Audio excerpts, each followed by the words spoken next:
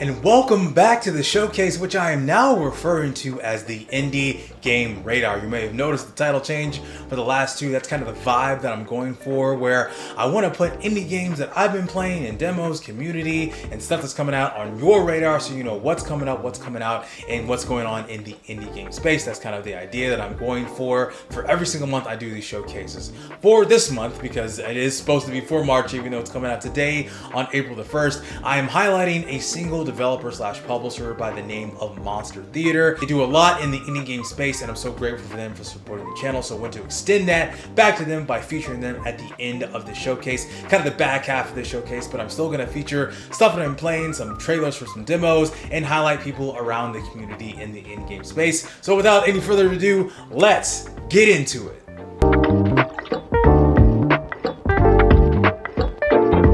Every now and again, I will have a hankering for playing some of the bigger games that have been released over the past year or two. And sometimes I just get really excited and I want to pre-order one. And one of those games that I did pre-order was Crimson Desert. So there's a lot of conversation around Crimson Desert right now. And man, it is interesting. It's interesting to see the discourse around Crimson Desert. I probably put about 4 hours into the game. I just hit chapter 2. And I think already, me personally, it is a game with the year contender just because you can do so many things in this game, because this is like a video game, and I know some of the major discourse around this game does revolve around the controls, and I gotta say, maybe this is a hot take, I don't think the controls are all that bad. Yeah, they take some getting used to because there's a lot going on. There's a lot of button presses. A lot of them are mapped to the same button, especially if you play on controller, but it's not really that bad. Me personally, every single game that you play has a different control scheme, and it takes some getting used to. So I think it's not really something that is bad. Maybe if I get further on in the game and I'm learning more controls, maybe it will become bad. But as of right now, it's really not that bad to me. It's not that big of a deal, just because you can do so many different things. I recently just unlocked the RKO, or the grappling, that you're able to do in the game, and it is incredible. It is so much fun to just kind of hit dudes off the top rope and just hit him all the time. And so I think unarmed combat and grappling are kind of the route I want to take in this game. It is so much fun. The other game that I picked up recently was Arc Raiders, and I've seen so much about Arc Raiders, and I just kind of gotten a hankering. I've kind of been watching a little bit of footage, and it was on sale during the most recent Steam sale during the spring, and I was like, man, I'm just gonna go ahead and pick it up because I think this is an interesting looking game. I've seen so many good things about Arc Raiders, and I've never really played an extraction shooter, and so this is kind of my first taste for my first dip into the world of extraction shooters, and I'm having fun so far. Just like Crimson Desert, I'm not even that farther into the game. I've put maybe a couple hours into it because with these bigger games, along with all the other games I'm playing, I don't have a whole lot of time, but every now and again, I'll sink a little bit of time into Arc Raiders, and I'm kind of just doing solo right now because I don't really have a squad or someone to play with all the time, so it is just what it is, and I do think I like that. I like the idea that I can play this game solo, kind of explore, kind of interact with other people as a CFIN, interact with the environment. That's how I've kind of always been when it comes to kind of MMO or multiplayer based games, where I'm more about player versus environment, more PvE and less PvP. And if PvP happens, it does, but I've always been more about PvE, even when there's other people involved, even when there's more player versus player elements in there. But I've kind of just trying to craft my story and trying to just craft everything, trying to learn the maps, trying to learn the weapons. This is a good game. It looks really good on the Steam Deck, and also looks good on the PC as well. And it just looks good. And I see the hype around Arc Raiders. I can see why it has been highly rated since it came out at the end of last year. So it's really cool enjoying Crimson Desert and Arc Raiders. And if you're someone who plays indie games a lot, that plays big games from time to time, let me know if you're playing some bigger games, because I want to know what you're playing as well. Last month, the DLC for my game of the year for 2024, Neva, came out with the Neva prologue. And essentially what it is that it is the beginning stages of the game where you're playing as the main character, and then you come across your dog Neva. And so I love the fact that I just get to dive back in this world. It's actually not that very long. It takes about an hour to get through the entirety of the game, but it does set up some of the good emotional moments that you do find later on in the actual main story of the game. And if you haven't played Neva, this is a really good start to understand understand the visual art style and kind of understand the storytelling that is present. And man, this is really cool. I love the art style. Nomada Studio does great work with the animations and the art style present within Neva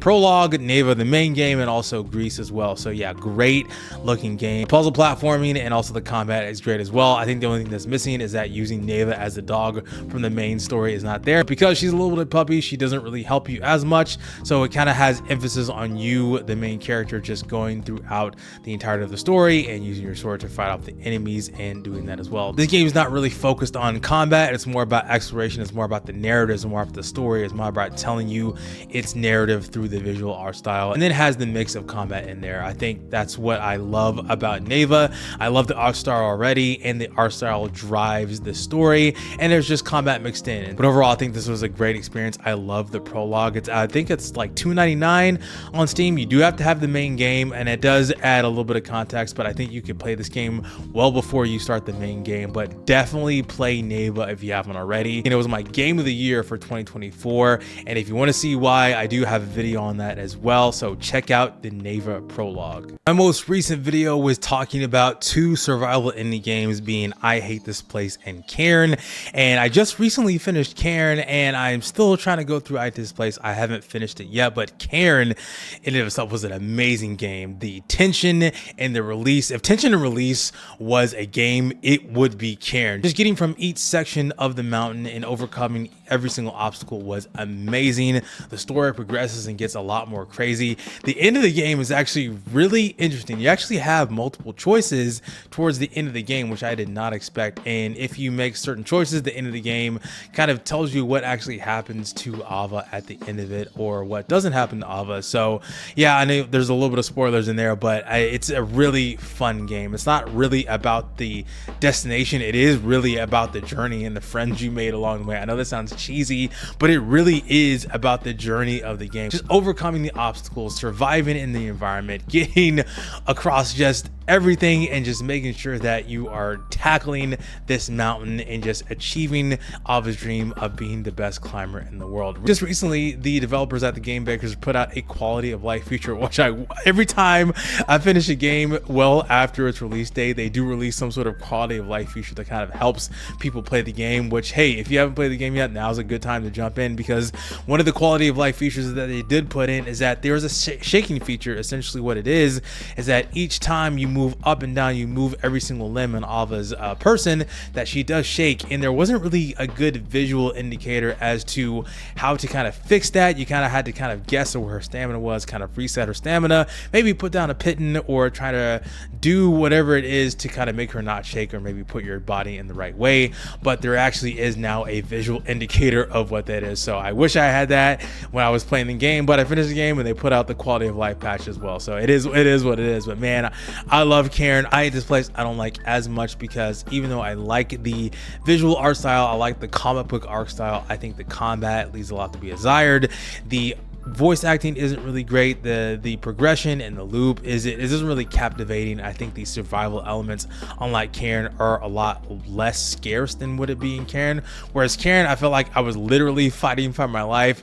With I Hate This Place, I was kind of over prepared all the time, especially when you start getting to automate all of the crafting, and I kind of had everything at my disposal. So it is what it is. I do recommend I Hate This Place, but I think it's one of those like, it may not be for you, but I feel like Cairn should be for everybody, because I think this is a great and unique game, one of the more unique games that has come out this year. I hope more people talk about it. I know this game came out at the end of January, but I hope as we go forward in the year that a game like Cairn gets talked about, and I hope people check out I Hate This Place and just to see what I'm talking about. But check out that video that I talked about both of them at length if you want to see my thoughts on both of these games. And the last game I'm going to talk about that I played for the month of March was Luxuriant. If you don't know why I'm talking about Luxuriant, I made all the music for Luxuriant. It is an exciting time to see me have music on a fully released video game, so it's been awesome. I did an entire video talking about all the tracks that I made. There's not a whole lot of tracks. I made about 5 tracks in total. One of the things that I didn't actually talk about in that game is that the defeat and victory music I actually did put there as well. Obviously they're defeat and victory themed, so they're about like a few seconds each. So, but I just wanted to put that out there, that those little flourishes, if you win or if you lose, that actually was created by me as well. So that's pretty cool. So yeah, enjoying the fact that I have music released on a game, and also just the game is a fun game. I have been getting into a lot of card games recently, and I love a good card game, especially when I'm winding down at the end of the day. And I think Luxuriate is a great card game, and I've really been getting into the systems of the game. So essentially what the game is, if you don't know about it already, is that you pick from a number of different royals and then a number of different citizen and weapon cards. You promote those royals, you put them in reserve, and you use the royals to attack. You also use the weapons to attack, and then the citizen cards that will stay in reserve also have a number of different modifiers in there. And the objective is to score enough points before you run out of cards and then move on to the next part. What's cool about the game is that you can also choose the path between going to a shop, going to another battle, or going straight to the boss if you're feeling lucky. So that's really cool idea, that you have a little bit of freedom of choice in the path you want to take, if you want to skip right to the boss, or if you want to go forth and strengthen your royals, strengthen your weapons, and then gain more cards as well. So yeah, really cool game. Again, I made all the music for it. The soundtrack is available on Spotify or wherever you listen to music. There's also a soundtrack available in game as well. So check out Luxuriate. I really want people to check this out just for the music itself, but the game is also fun as well. Check that out and check out the video that I made on Luxuriate.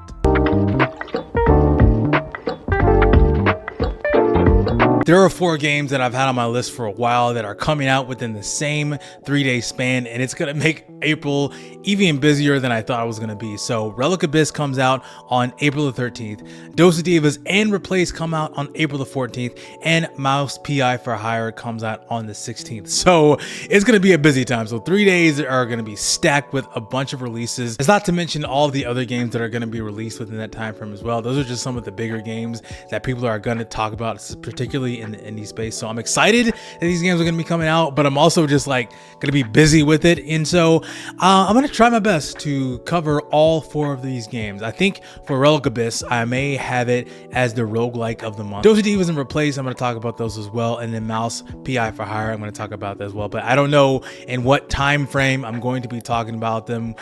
Full disclosure, if I do get a review code for any one of these games, that I'll probably make that a priority on the channel, just kind of fulfill an obligation there as well. And I appreciate any developers that do that to support the channel as well. But regardless, I'm going to own all 4 of these games. Going to talk about them at some point on the channel, maybe not at the time of release depending on when I get to them, but maybe sometime in the month of April or maybe sometime in the month of May. We'll just have to see what happens, because this is going to be busy. But man, I'm excited for all these games to come out. Relic Abyss is a game that I've been looking at for a while. I do love the anime Ghibli style art that is using the vampire survival style of gameplay mixed in with that. So I'm excited to see how that is. I played the demo a number of different times, and so anxious to see how everything's going to build out from there and unlocking all the different characters. Dose of Divas and Replaced I have talked about on the channel when it comes to Team Next Fest. Dose of Divas is a great and really fun nod to an RPG. I love the different elements, from cooking to using all of your abilities related to cooking to fighting off the evil corporate empire of fast food, and also just the vibes are just really cool. So I'm excited to play that. Replaced is one of my most highly anticipated games for 2026, because man, the pixel art is great. The entire demo was fantastic, and it hit me just in the right time, and it was just a great tease for what is to come. And I'm excited. The combat is fluid and aggressive and just oh so brutal. The pixel art is great. Everything from the foreground and the background looks amazing. I love the music. I'm excited to dive more into that. And then Mouse PI for Hire is incredible. Someone was ready to go on the Mickey Mouse license as soon as it became public name, because I think whenever that released, I think I remember seeing the trailer for this game probably, I don't know, 2 years ago, and then just seeing all the progress from there has been exciting.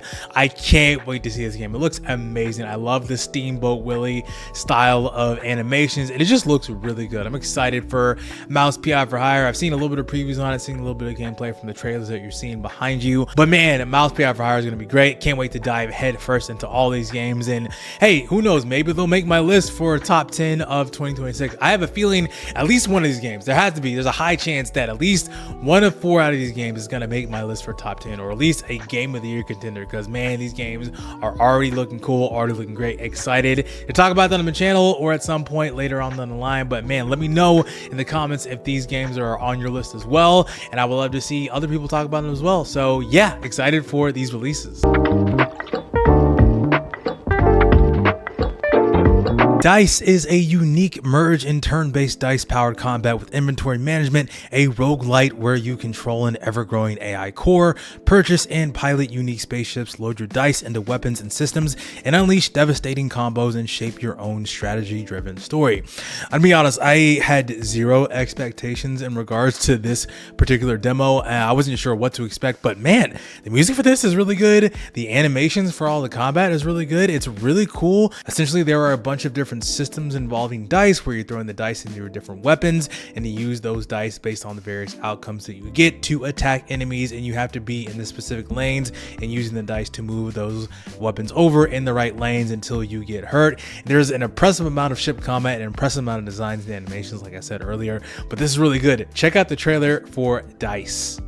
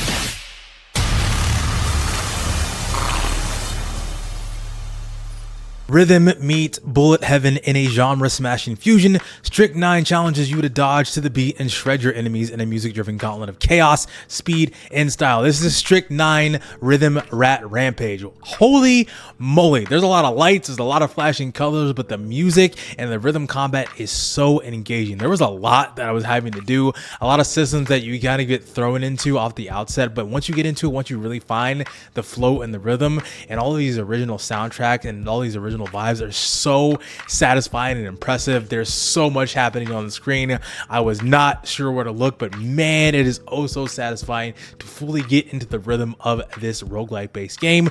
There's no release date on it right now, but the demo is available. It is incredible. It is so much fun. Check out the trailer so you can experience the music for yourself.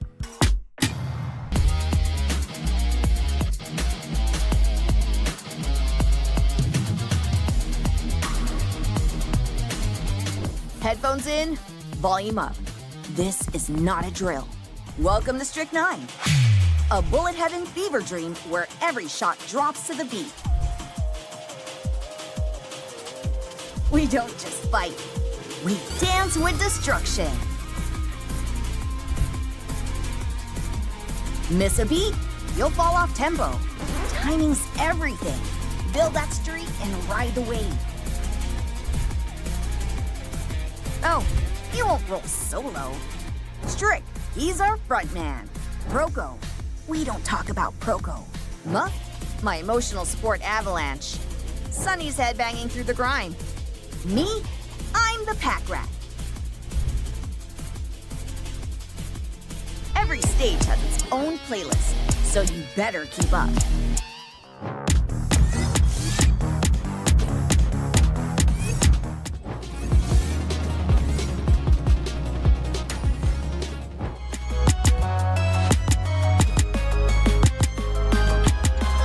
Strict 9, cute rats.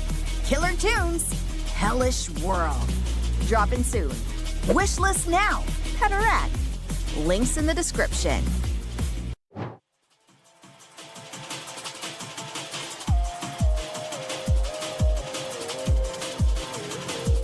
Explore a colorful world and build your own cozy home on wheels. Craft workstations and source energy from the sun, wind, or water. Upgrade and customize your vehicle, grow crops, and live sustainably off the grid with up to 4 players. Yeah, this is a co-op game. This is Outbound. I had this on my wish list for a while and actually comes out on April the 23rd. So it comes out pretty soon here. And this game is great. It is a cozy survival based building exploration type of game. I've been kind of getting into the cozy survival based games, and and this one kind of fits my vibe really well. You can customize your character, you can customize your event, you can customize basically anything you want, and you have a path that you can just go on and go any way you want to, rebuild bridges, collect various resources to upgrade your car, to build structures, and just survive out there in the wild in Outbound. It's really cool. I really enjoy it. There's co-op. I did not experience the co-op in this demo. I don't even know if co-op is available, but man, you can build some crazy stuff based off what I'm seeing in the trailer, which you're going to check out right now for Outbound.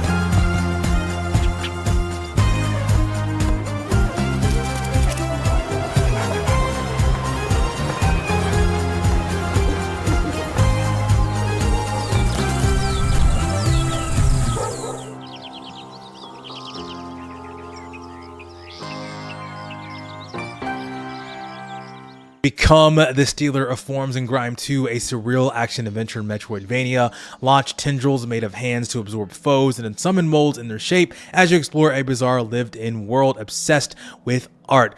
Expedition 33, anybody? This is kind of crazy. I actually did not play the first Grime. I kind of looked at the first game, I was like, this looks interesting. So the Grime 2 improves on the visuals a lot. I don't know what it does differently from the original Grime, but man, this world is very interesting. It's kind of gross in some senses because there's a lot of like grotesque looking monsters, but it's also kind of hauntingly beautiful, so to speak, with a lot of different types of bosses, different types of enemies. The way that you upgrade yourself, you're basically diving into a bunch of hands. You yourself are kind of a grotesque creature, but again, it's obsessed with art. It's obsessed with kind of the painting, and obsessed with just consuming things, and that is your job, to consume things, use their forms to attack and explore and do all the things that you would do in a Metroidvania. So it's really cool, really interesting. It actually releases today, so March 31st is the release date for Grime 2. So if you are playing it, let me know how it is down in the comments, or if you're in the chat for the premiere below. But check out the trailer for Grime 2.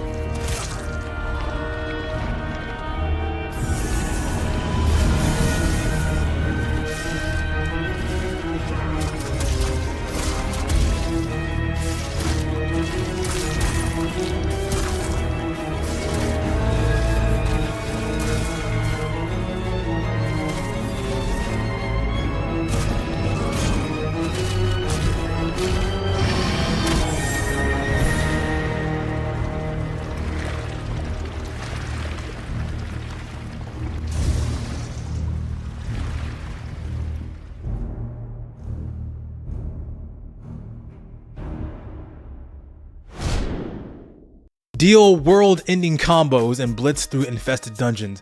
Vampire Crawlers, the turbo wild card from Vampire Survivals, is a casual turn-based deck builder with roguelike elements. Master the turbo turn with your own hand of cards. It takes everything you know from Vampire Survivors and just turns it into something that is just a little bit different. It is a card-based game, so it's really interesting. It actually comes out on April the 21st, so it's going to be coming out here pretty soon. So excited to see what the discourse is going to be around this, how this is going to compare to games like Slay the Spire 2, but I mean, it's vampire crawlers. Vampire Survivors is gonna carve out its own niche. It kind of did its thing with Vampire Survivors, with it creating its own genre, but now it's stepping into more of the deck building, roguelike card-based genre. So I'm anxious to see how this is gonna pan out, but check out the trailer for Vampire Crawlers.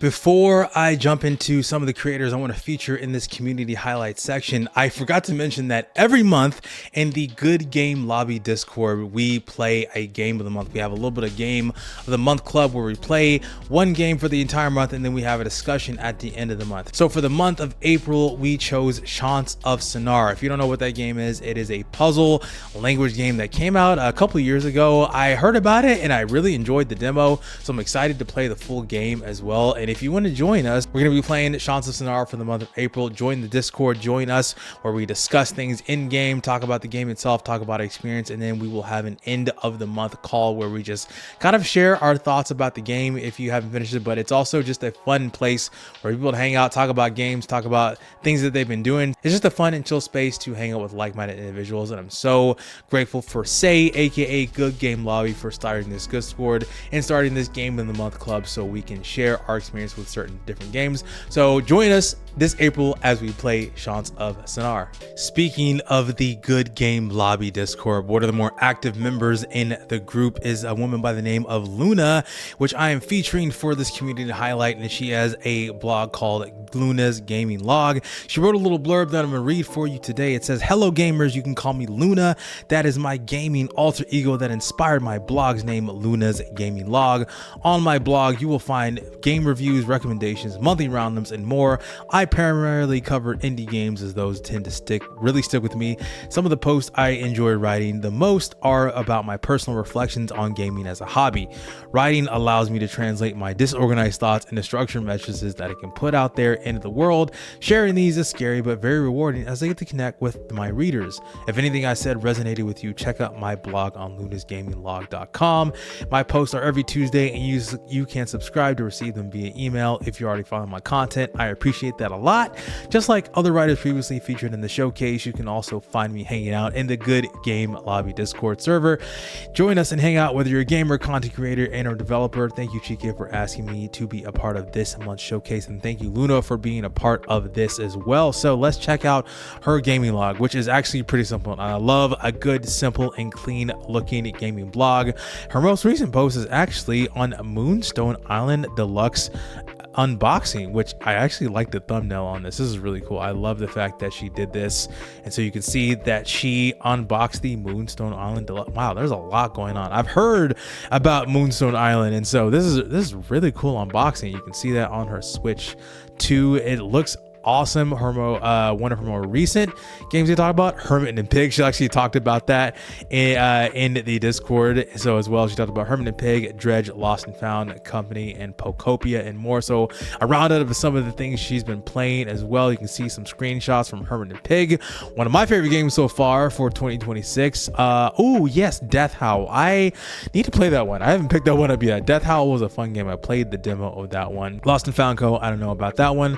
Pokopia, Christina, obviously. Mario Kart World, great. Oh, Flock Around. I've heard a little bit about that one. Love the site, love the blog. If you want to check out more of Luna's gaming log, you can check it out in the description of this video. Thank you, Luna, for being a part of this community highlight. Another featured writer that is also pretty active in the Good Game Lobby Discord is a woman by the name of Christina Maurer. Gonna read a little blurb that she sent to me as well to feature her on this showcase. It says, Christina Maurer is, among many other things, a science fiction and fantasy author and lifelong band nerd, which has ultimately resulted in her becoming the writing music curator among her author friends. In order to better fulfill this role, she started her weekly blog, Tunes Days with Maurer, where she digs into her favorite game soundtracks to discuss how composers evoke emotion, setting, and story themes in their music. The blog in turn has led her to overcome responsible adulthood to rediscover her gamer roots, for research purposes. Shout out to Christina. I love the series that she does on Tuesday because most recently, and I'm not saying most recently, it actually was at the beginning of December, she did a piece on the Bastion OST, which I was the featured writer for that because I am a musician and I also love talking about all things Supergiant Games. I love the fact that I got to talk about this in a very meaningful way. And yeah, there's a whole blurb on it. I talked about myself, talked about some of my favorite tracks. It's a whole deal, and I kind of yapped a lot when I think about it. I wrote a lot talking about my experience and kind of the themes present, kind of how it all connects, especially when you get into some of the main themes that kind of connect in and out of each other. So yeah, really interesting. Yeah, check out that as well. Thank you, Christina, for wanting to be featured on the showcase. Check her out as well. Link in the description, and you can again join the Good Game Lobby Discord because there's going to be more people that I'm going to feature from that Discord on these showcases. So you're going to see a lot more of these people come up if you interact with us on the Discord as well. Thank you again, Christina, for wanting to be featured on this showcase. Hello, my name's Dryden Thomas, and my channel is called Light of Dryden. I'm a solo game developer who started out as a composer and then learned the other things along the way. I first met CK back in about 2023, and fun fact, he was the first channel to ever have me on. A few months later, I got invited to this game dev competition to compete for $10,000. I got second place, so no cash, but enough people were interested in the game that I made for the competition that I decided to put all my energy into making it the best it can be. That game is called Disinherited. It's a Victorian action roguelike where you throw, catch, and parry your way through Death's domain to slay the Grim Reaper and claim eternal life, all to spite your father who cut you out of his will. For almost 2 years, I've chronicled the development of the game through videos, and it's grown this amazing community that creates this feedback loop that keeps making the game better. If that sounds pretty cool to you, come and check it out. And thank you so much to Chike for having me on again. So here we are talking about Monster Theater. It's been kind of an exciting thing for me to feature just one developer slash publisher on the channel and just talking about all their games. And it'd be fitting to talk about Monster Theater because they've been on my radar and they've been reaching out to me. I'm actually kind of part of the Monster Theater Creator Program for the better part of 2 years now. So they first approached me with their game Atomic Owl, and they've just been developing and publishing games since then. And so yeah, excited to talk about them. I'm on their website right now. This is a company that's based out of Colorado. They have a team of about 4 people, if I'm not mistaken. I think I checked their LinkedIn page not long ago, and I think they have 4 people in total that work for Monster Theater. You can see all of the games that they have, and I'm going to talk about them all. They have some collaborations with some pretty well-known people. So East Asia Soft, Premium Edition, Indie Development, Backer Kit, Lambo Smith, Discord, OTK, 6-1 Indie, The Creative Hook, Kinda Funny, and Second Wind. You have trailers for the games. You have an amazing Discord community that you can join, and then some press coverage for some of the games, and I'll talk about those games in just a second.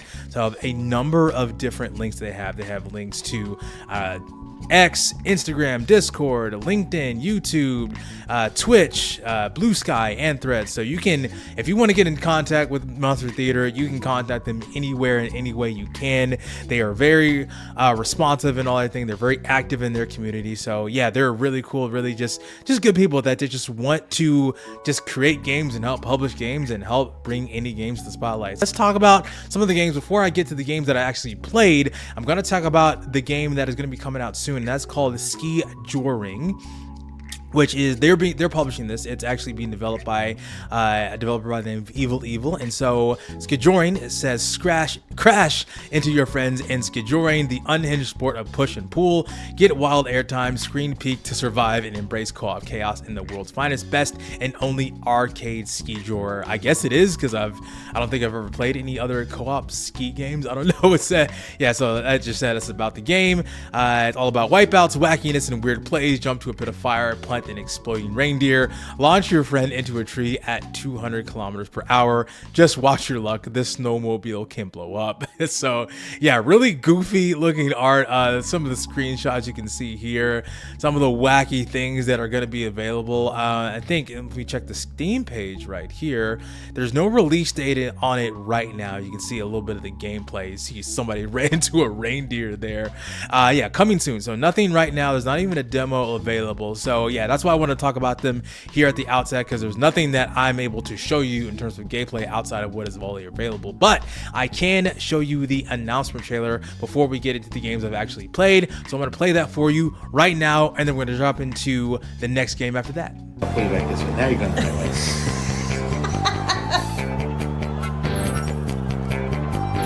Oh, I'm backwards. Here, I'll help. Here, I can fix this. Oh my god! No! Wait, I can do crazy tricks up here. Oh, I'm Holy. gonna yoink you and see if you can go on the Ferris wheel.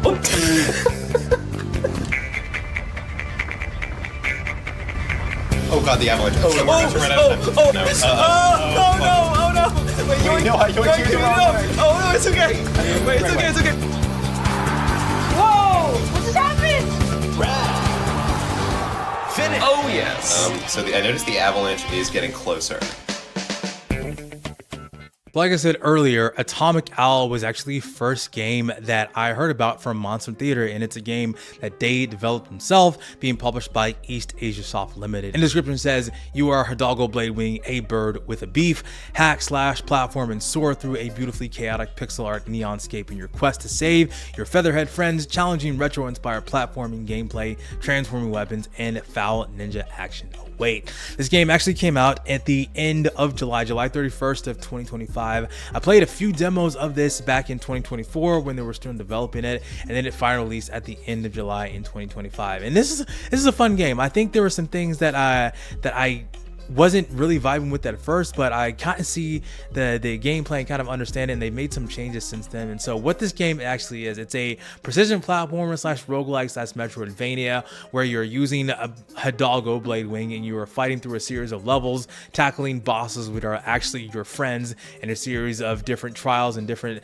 things that you were involved in. You have different weapons that you can switch to. There's actually voice dialogue as well. There's a number of different things called wing remnants that are basically power-ups or modifiers to help enhance your gameplay. You can dash, you can use secondary weapons, you can use all different modifiers to increase your ability to get through all the challenges. You can also transform into a Void Crow, which is basically like a crow super. But what really sells this game is the retro inspired art. I love the synthwave music, even from the first level that you're in. There's so many lights and so many colors, and the music is astounding, and it's so much fun to just look at and dive through with this game. So yeah, you always start at the beginning. That's kind of the roguelite elements of that, and you go through, you hit the enemies, and you find the boss, you beat the boss, and you go forward from there, get some upgrades along the way. And if you die, you increase the permanent upgrades like reviving, the amount of things called meza, which is kind of the energy of this world, or the good energy or the evil energy that you use to collect, and also use that to upgrade yourself and also your blade called Meza Meta, who actually talks to you. So yeah, a lot of things going on in Atomic Owl, and so yeah, it's a really cool game. I wish more people were playing. It's actually sitting right now at only 22 positive reviews, but what I like about this game is that it just looks good. It looks good, and I think the platforming and the combat is pretty simple. It's just pretty easy to get into. It's one of those things you can just pick up and play immediately and just go right into. And I think what keeps me coming back is the retro synthwave inspired art, and it's just really cool. I think the dialogue kind of is still not selling me as much as I thought. When I remember talking about a dialogue, and Monster Theater themselves said that they're trying to emulate the Persona style of how dialogue goes, where sometimes you'll have a voice line and then you'll have someone do like maybe something that is different than what is actually being said, maybe like some sort of vocal cue or vocal sound, kind of emulating what they do in Persona. But I think sometimes the dialogue gets a little bit disjointed when you have that. I can kind of see what they're going for, but I wish everything was fully voiced. But again, it's not the most game-breaking thing in the world. It's funny, it's cheesy, it's campy, and I enjoy it as well. So Atomic Owl was fun. I think there is a demo. There's not a demo actually. If you're someone who's unfamiliar with Monster Theater, you've probably heard them talk about this a lot. I think this is a good kind of first step into what their vibe is and what Monster Theater is about. So Atomic Owl is definitely a great first game. It's actually the first game that they released anyway, so a great first game to start off and get into to see what this developer has to offer. And I'm still enjoying Atomic Owl today.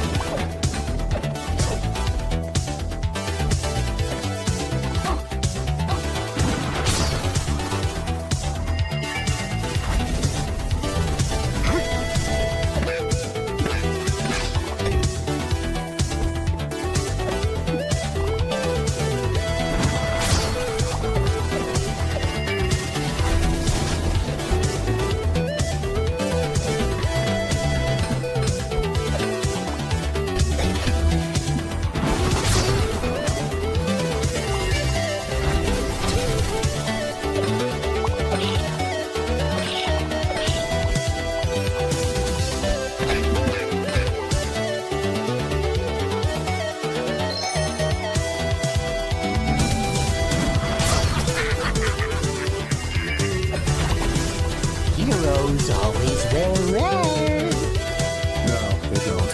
Yeah, they do!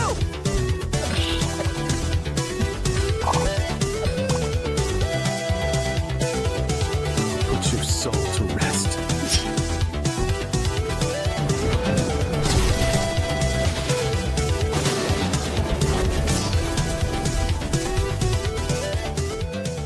Not too long after Atomic Owl came out, Monster Theater released a game called The Dark Queen of Mortholm, and the description for this game says that you are the final boss, the Dark Queen of Mortholm, unrivaled in power. A hero invades and is easily crushed, yet they keep returning. A short form indie game about an unusual bond, perspectives, and the beauty of change. This one has a very unique premise. You are essentially the final boss of a Souls game, and the hero comes forth to challenge you, and at first you immediately wipe them out, but they keep coming back, as you would if you're playing a Souls game. But what transpires is something very interesting. This game's actually not even that long. I think you can get to this game in about 45 minutes. And so essentially what you're doing is you're having a series of conversations between you and the hero. As the hero comes back, learns your patterns, learns your boss patterns, you actually go into a stage 2 at some point. The hero gets a little bit stronger. But what's also interesting is the dialogue interactions between you and the hero. So it's essentially questioning one's existence. So you, as the final boss, as the all-powerful queen of Mortholm, and like I said, you are unrivaled in power, so no one has the ability to challenge you, and all you know is that you sit here on this throne, and if anyone challenges you, wipe them out. And the hero kind of challenges you on your own perspective by questioning, is that all you do? Is that all you do? You just sit here in this castle? You don't know what's beyond your own domain? And the queen responds, well, why would I? I don't have to care. I'm all powerful. I don't need to know what's in the outside world. The hero, whether she knows it or not, is kind of breaking her own worldview as he continues to come back and challenge her.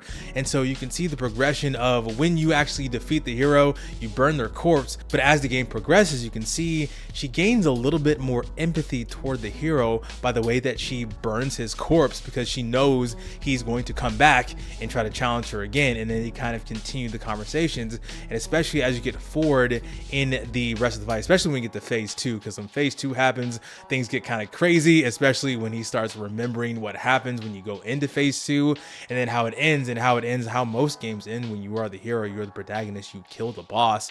And so again, it's kind of a interesting dialogue, interesting perspective on one's own existence. There are some choices you can make, and that kind of helps shapes the story as you progress and as the hero continues to come back. So yeah, even though this is a short game, it's actually pretty impactful, and it's kind of rich, and it kind of facilitates a good conversation about kind of has an interesting conversation about existentialism, and it kind of and I love the perspective of you playing the villain, because there's not a whole lot of games like this where you are playing the villain, that you are basically you're the in-game boss and you're fighting against the protagonist, which you normally do in games like this. So it's kind of cool to see the other side of how things play out in this video game world. It's kind of cool to see how things play out in games like this, and I wish more games did stuff like this. I kind of wish games did more stuff like this, where you are playing the villain and you are challenging the perspectives of the hero. It makes me wish that we had like a full Souls game. Like, imagine if you were playing Dark Souls 3, for instance, and you were the Nameless King, and you got to see the world through your perspective as the Nameless King. I do think this game is impressive with the pixel art, and it does raise some really fun questions in different perspectives. So yeah, Dark Queen of Mulholland, great game.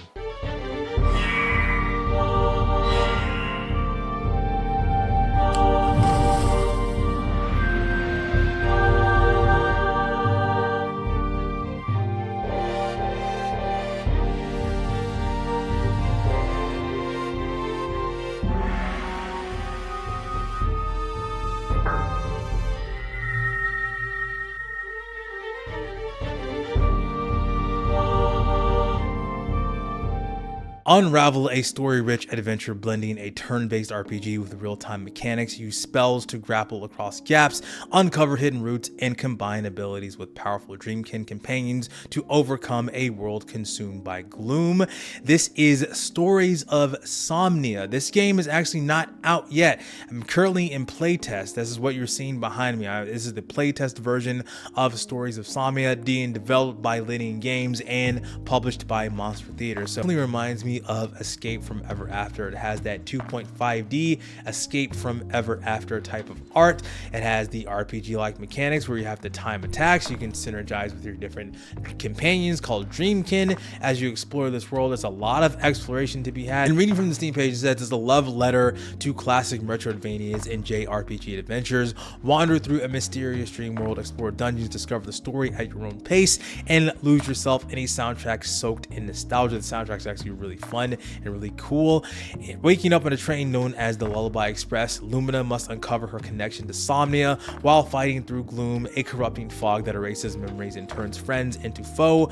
Collect vibrant, quirky companions known as Dreamkin and master a combat system meant to test your reflexes and creativity. So you are using the different companions, the Dreamkin, to fight out enemies, where you still have your own abilities as well. There's some good traversal mechanics. So one of the things that you get when you're in the game is you get this light that allows you to get past the gloom, and also you can use the light and various abilities to kind of teleport to where you're at, and also use that to explore in the various elements. There's some puzzle solving, there is some exploration, you can find secrets. If you just go in the different nooks and crannies, you can find things like items or upgrades or things to help you along your quests, things that you will find in kind of like a JRPG. It's one of those where you're like, hey, just explore around, just have fun with it, learn the lore, learn the world, learn how things work, and then battle along the way. And join in. I love the world. I love just how good and vibrant it is. And even in this developed state, and even with not even a release date, this game looks really fun.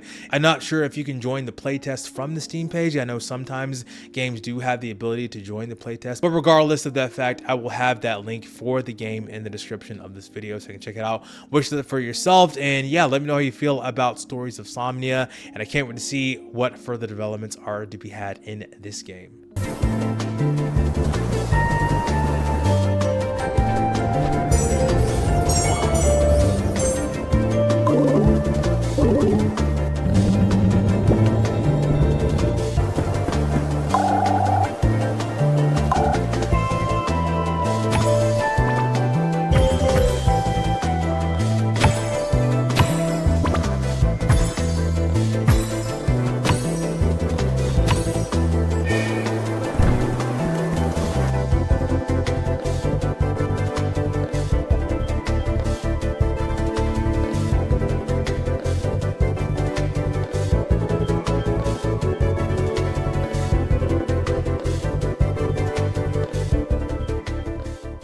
Mr. Sleepy Man is way up past his bedtime and out of control, make a mess of everything you find and turn Bedtime Town against you. This sandbox adventure is filled with comical hijinks, outrageous characters, and platforming action. This is some sort of hilarious collectathon, sort of reminiscent of an N64 type of game. This game's crazy. I don't really know what to think about this game. This game actually released this year on March the 10th, and man, when I booted the game, I had no idea what to expect. I saw the trailers, I saw a little bit of the gameplay, and I was like, okay, I can see where this game is getting, but when you actually are in the game, like, you just start doing stuff. I don't really know what to tell you. You wake up and everyone acknowledges that you're sleepy and you're in Bedtime Town and you're going around with your blanket and your pillow and you're fighting off nightmares and you're literally making the mess of the town by stealing a car and eating everyone's cereal and breaking into the things and trying to just cause mass chaos among the people and turning them against you and just doing just hilarious stuff. You're fighting off rats in Pizza Town. You're trying to find a couple's baby bear who they're also going through their own problems. There's a lot of hilarious dialogue. Run, you jump, you use platforming to gain momentum through your blanket and through your pillow to get through all the various platforms. You collect cereal, you collect clouds to actually increase your health. You use the cereal to kind of put down all of the health as you take damage. There's a lot of things that there's not really explained. I think that's maybe a complaint about this game. They don't really explain a whole lot. They kind of have there's a manual that you can go through in the game, and think maybe that's the way that they explain it. You kind of just have to read and kind of understand what's going on, and a lot of it is you just learn by doing. Like the fact that you actually have to pay attention to the clock, because the clock goes all the way around, things get progressively more intense, and then as you can sleep in certain beds, you can kind of rest for the day and then wake up, and it kind of resets the world state. So that's really interesting to know. I didn't really know that until actually was starting to read around, and I was kind of doing things out of order and maybe kind of sequence breaking some stuff. I don't really know, but again, once you get into the game, you kind of just go and kind of just explore and try to figure out what you need to do. There's a whole list that you get, so as you go forward within everything, you just collect things on your to-do list, and then you complete, and as you do things, it checks them off the to-do list. And so it's just really fun and interesting. I don't know, man, it's hilarious. This game is really fun. It's not that long. I think you can get through this in about a few hours. I think I remember seeing on a Halloween Beats about 4 to 6 hours, but I mean, there's a lot that you can do. There's a lot I think you can miss. There's a lot of collectibles. It's just fun. I love the art. The art is silly. The characters are hilarious to look at. I love the fact that you, as the Sleepy Man, you always have this little bit of snot hanging out of your nose, and people acknowledge the fact you're sleepy. They call you weird. They're like, what is this weird sleepy guy doing?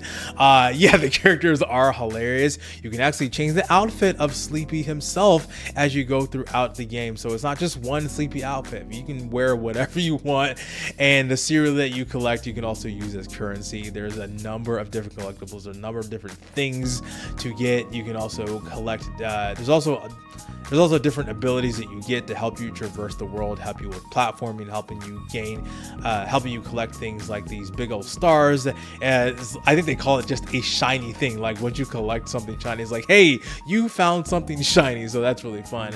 And what's interesting is that as you reset the world state, it kind of reminds you of what you can and can't do as you go forward in the game. And so you also have to fight off nightmares.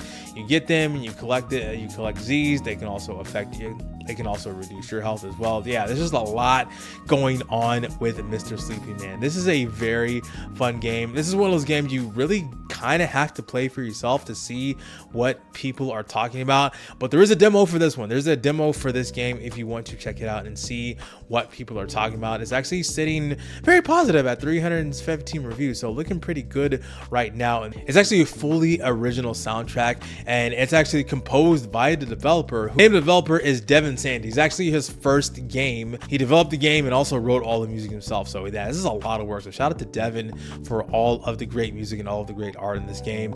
It's a soundscape that blends nostalgia homages to classic 3D platformers with the raw melodic edge of early 2000s alternative rock. Be careful what you dream of. So yeah, Mr. Sleepy Man is hilariously fun. I wasn't sure how to think about this game when I first started playing it, but I think my thoughts are like, this is hilarious. It's fun. fun and hilarious. I love games like this that kind of remind me that sometimes video games are just chaotic fun, and that's what I enjoy. Check out the demo, and if you're playing Mr. Sleepy Man, let me know in the comments or in the chat below. If you are playing Mr. Sleepy Man, let me know how you feel about it. But man, this is a hilariously fun game. Shout out to Monster Theater for helping Devin realize his dream by publishing Mr. Sleepy Man.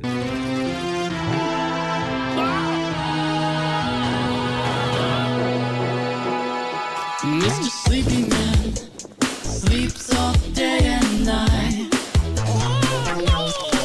Mr. Sleepy Man dreams of a better life.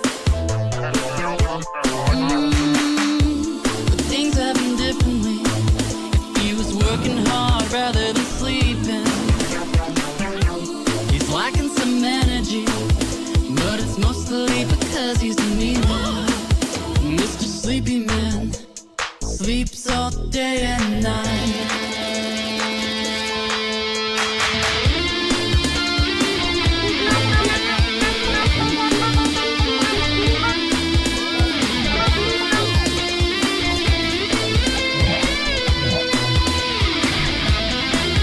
Mr. Sleepy Man, get out of bed, sleeping all day until PM. Ain't tired of playing in the past, fella got a scheme with a dream to cast. Count your sheep, you don't see him coming, cause he's a real mean green slipping demon doublet. I ain't bluffing, you can't cuff him, he got a boogie in his nose, but you still love him. Mr. Sleepy Man sleeps all day and night. Shout out to Monster Theater for supporting the channel, me personally, and also just supporting people in the indie game community. By developing your own games and by publishing others, you are making an impact on the community at large. If you are someone who is working on a game, they actually have a link here to pitch your game, so you can actually pitch your game to them. If you want to work with them, if you want to be a collaborator or creator, they have that as well. They have a whole press kit. You can also contact them through their email, and they have a number of different links. But check out Monster Theater if you want to collaborate with them. They're doing great work in the indie game space, and that is exactly why I wanted to feature them on this showcase and just talk about all the things that they've been doing so far. But I'm sure they got other things down in the pipe, other things working on. Stories of Somnia is not out yet. Ski Jorleen is not out yet, so there's going to be more things coming on the pipe from Monster Theater, so keep it locked in to Monster Theater if you want to follow their story. The link to their website and every single game that they have developed and published is going to be on there as well, so check out Monster Theater. Thank you so much. Hope you enjoyed this month's Indie Game Radar. I hope you enjoyed that section on Monster Theater. That's something I'm going to do in some of the other months when I want to feature a single developer. So hope you enjoyed that. Shout out again to Monster Theater for always supporting the channel and all the things that you're doing in the indie game space. Thank you to Dryden and Luna and Christina for allowing me to feature you on the showcase, as well as all the other games that I've talked about on this showcase. If you want me to feature a game on April showcase, if you're a developer, if you're a content creator, please get in touch with me via Discord, Threads, or you can email me or leave a comment on this video. Hope you enjoyed everything that I got going on the channel. If you want to see what else I got going on the channel, those videos will pop out as well. Excited for what I'm going to be talking about in the month of April, as well as all the games I'm going to be talking about. It's going to be a fun month leading up to the summer, and so yeah, looking forward to it. Thank you so much for watching. My name is Chike, and I will see you on the next one. Peace out.